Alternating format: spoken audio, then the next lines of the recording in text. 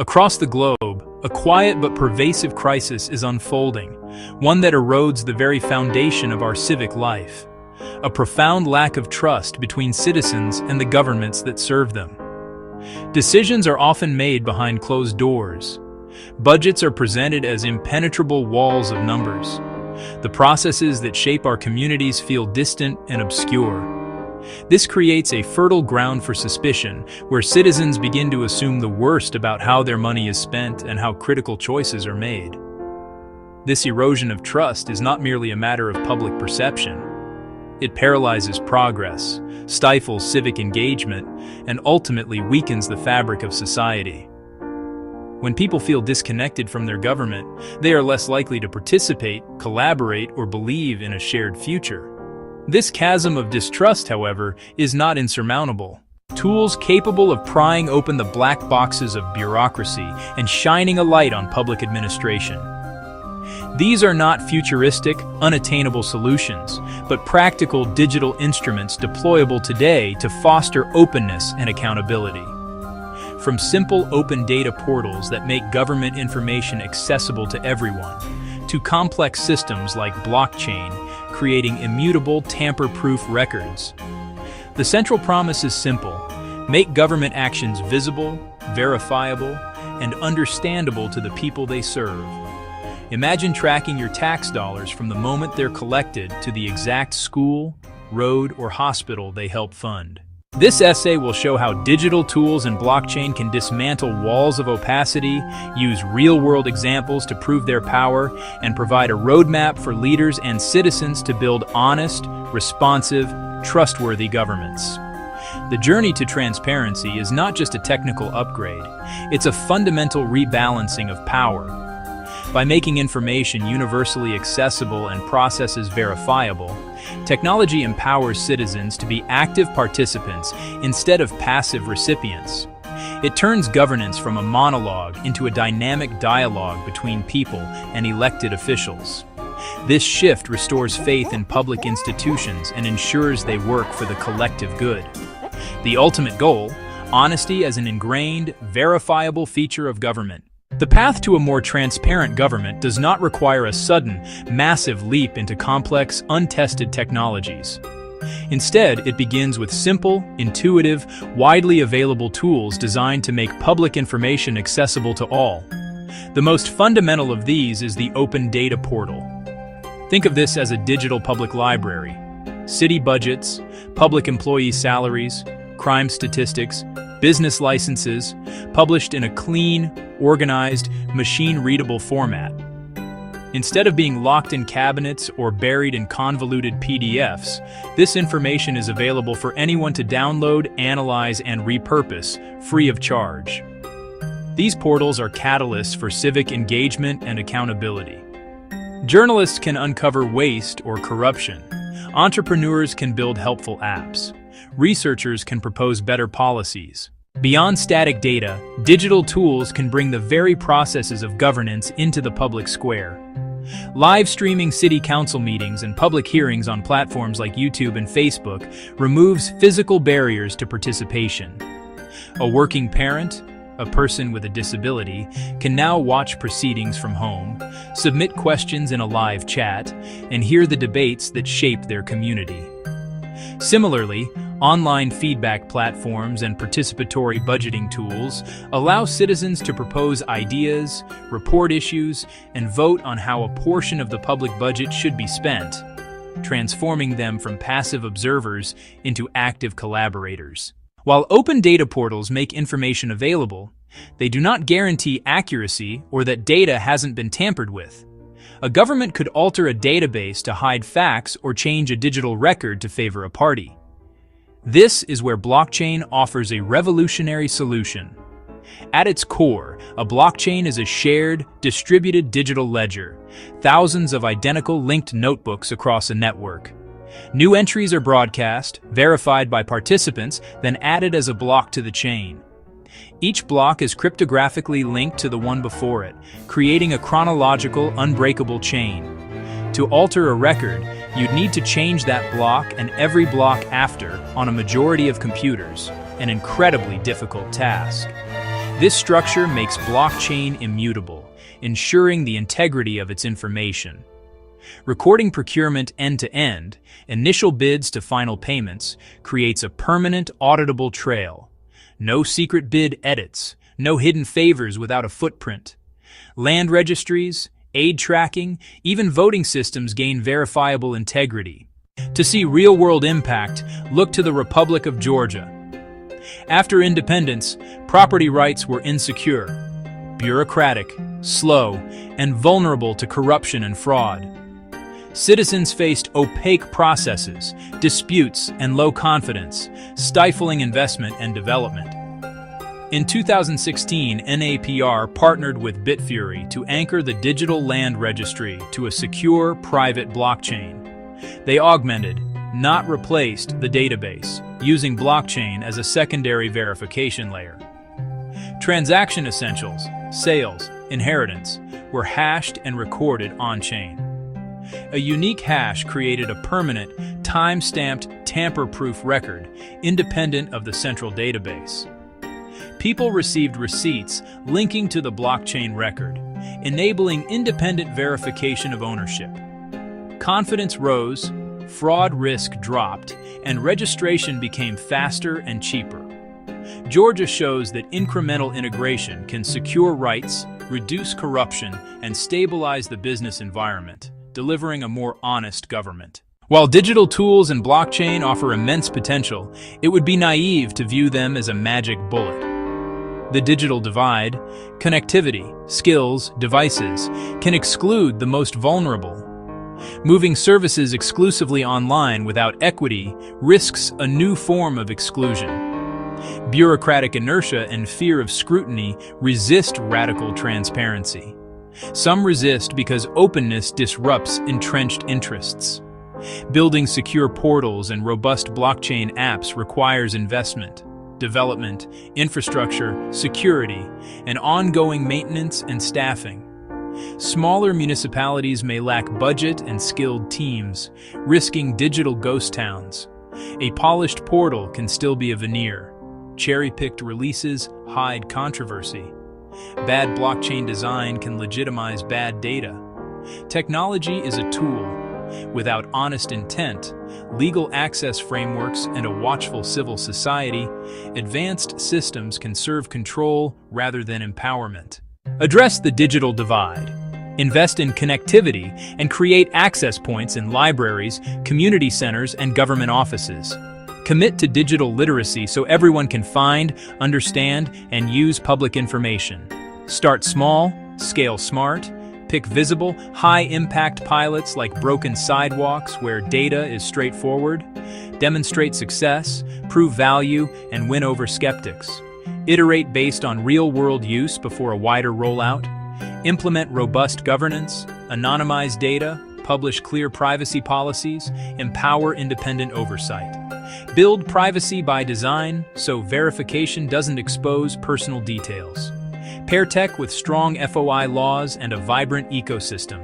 Journalists, academics, watchdogs, via grants and civic hackathons. Ensure data is used to scrutinize action and drive positive change. Transparency requires unwavering leadership. Leaders must champion a clear vision for an open, honest, collaborative government. Make public commitments and weave transparency into policies and communications. Fund portals, training, and pilot projects. Frame as investments in efficiency, development, and trust. Transparent procurement reduces fraud and boosts competition. Identify innovators, give them cover to experiment, celebrate wins, and formalize roles like an Office of Innovation or a Chief Data Officer. Be accountable, share successes and failures, use data to engage the public in fixing problems. Model a culture where data drives learning, not blame. Leaders must build the political and cultural infrastructure where transparency can flourish. Technology can open the doors of government, but citizens must walk through them. The promise of honesty is a two-way street requiring an engaged citizenry. Pay attention, visit the Open Data Portal, explore the interactive budget, tune into council live streams. Public attention signals that transparency is valued and actions are watched. Use feedback apps to report problems. Submit ideas and vote for neighborhood improvements. Be a watchdog. Anyone can analyze public data to drive change. With technical skills, build apps and do deep dive analyses at meetups. Advocate for stronger FOI laws, digital access, and user-friendly tools. Bottom-up pressure creates political will when citizens demand and responsibly use transparency. The distrust separating citizens and governments is not irreversible. With intention, courage, and smart application of technology, it can be repaired. Simple tools make government visible and understandable. Cryptographic security provides unbreakable integrity, verifiable by all. Together, these tools lead to a government that is more efficient and more honest. But the journey faces human challenges. The digital divide, institutional inertia, superficial implementation. Leaders must champion, resource, cultivate openness, pilot, learn, and protect privacy. Citizens must use the tools to scrutinize budgets, report problems, contribute ideas, and hold officials accountable. An open government is only as powerful as the engagement it inspires. Technology is not the savior, but it is our most powerful tool to build open, accountable, and trustworthy governments worthy of a thriving 21st century democracy.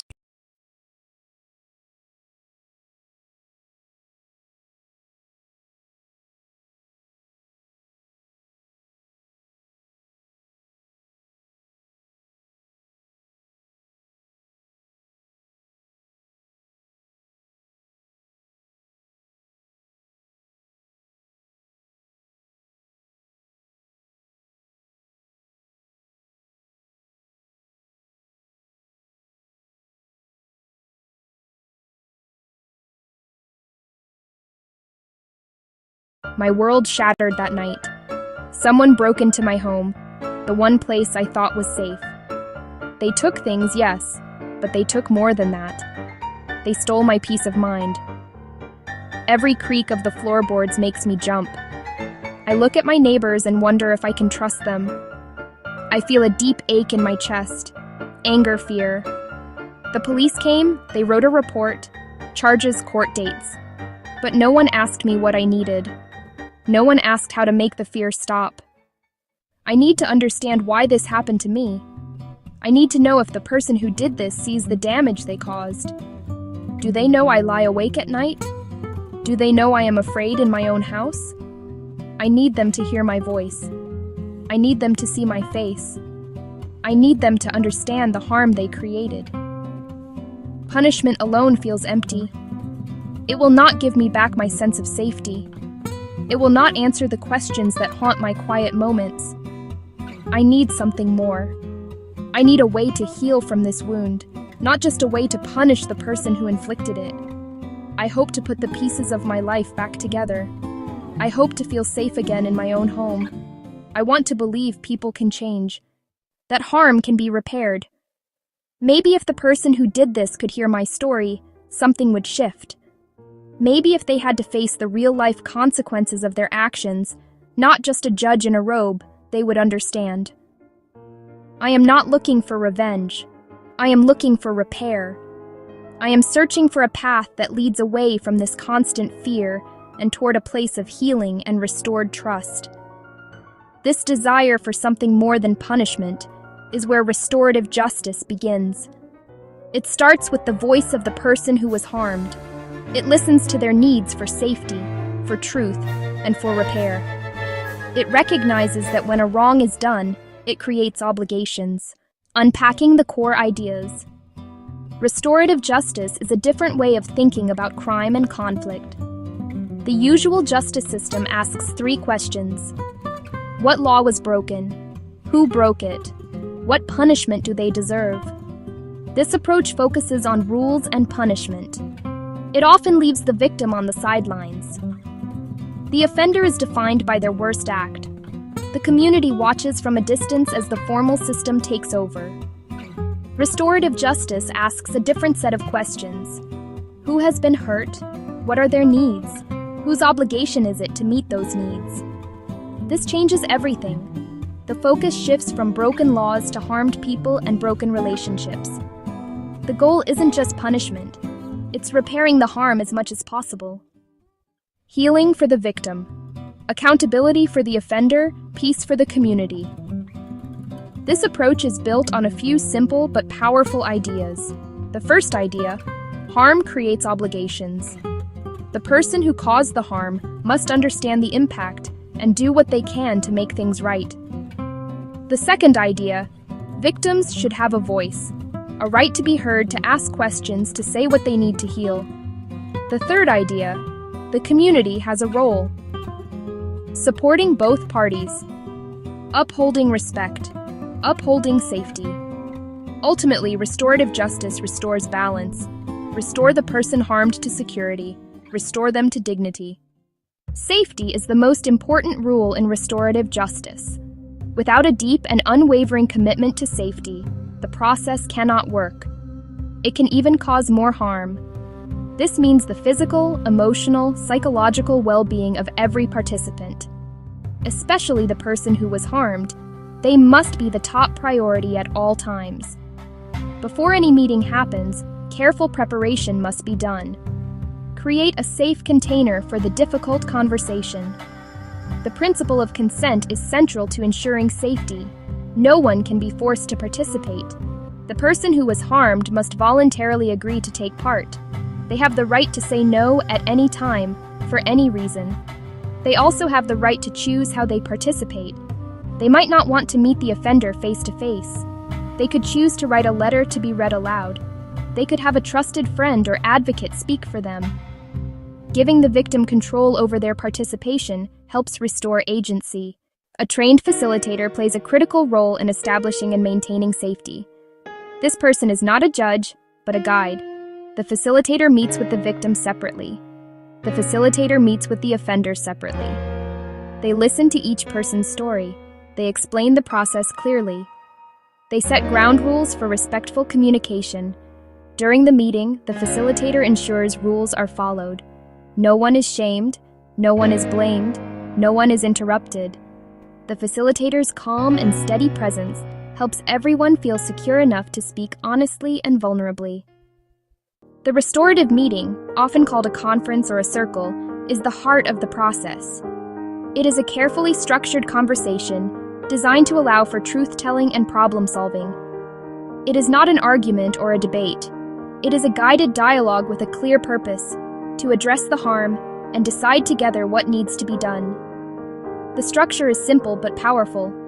The meeting begins with the person who was harmed. They share what happened and how it affected them. Next, the person who caused the harm responds, acknowledges, and accepts responsibility. Afterward, the group creates a plan: apology, restitution, service, counseling, and writes clear steps everyone agrees on. Accountability in the traditional justice system often means one thing: punishment. It is about serving time, paying a fine, or following probation rules. Often, offenders never face the person they hurt or take personal steps to make things right. This is passive accountability. Restorative justice is active and relational. It asks three things: understand impact, take responsibility, take action to repair. This is more demanding than simply accepting a punishment. It requires courage, empathy, and effort, Making amends is the tangible part of this active accountability. If a teen vandalized a park bench, amends can go beyond paying for it. Working with the Parks Department for a month, writing a respectful apology, completing realistic tasks, related to the harm, respectful to the victim, and achievable for the offender. Active amends can restore self-worth and connection. Studies show restorative processes can lower reoffending by building real understanding of consequences. The power of restorative justice is best seen in small, real-life examples. Imagine a group of students who spray-painted graffiti on the wall of a local grocery store. The store owner was angry and felt disrespected. The police caught the students. Instead of juvenile court, they referred the case to a restorative circle. He shared how he built his business, and how the graffiti hurt him and scared customers. The students listened, saw him as a person, and one by one apologized. Together, they made a plan. They cleaned the wall and repainted. They worked inside to understand the business. The harm was repaired and a lesson learned. Consider another story, a stolen bicycle. A young woman's only transportation to work was taken. She was devastated. The thief, a teenager from the neighborhood, was caught. In the conference, she described the impact. She had to spend on bus fare and was late to work twice. She felt violated and insecure. He had never thought about these consequences. He stole to help with family bills, not an excuse, but context. He agreed to work part-time at a community center to earn money to pay her back. The director offered the job on the spot. She got her money back. The teen got a job and a mentor, and the community turned harm into an opportunity for growth and connection. Restorative justice is powerful, but it is not a magic solution for every situation. It requires willing participants. If the victim declines or the offender refuses responsibility, it cannot proceed. Severity matters.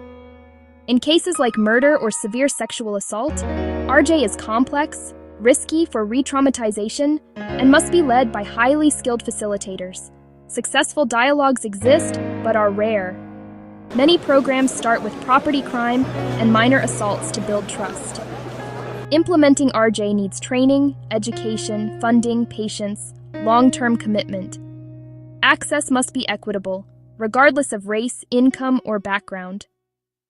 The journey toward a more restorative world begins with small, intentional steps. It starts not in a courtroom, but in neighborhoods, schools, families. The first step is to start talking about these ideas. Ask leaders what they're doing to address conflict in ways that repair harm. Build skills, listen better, ask open questions, learn facilitation.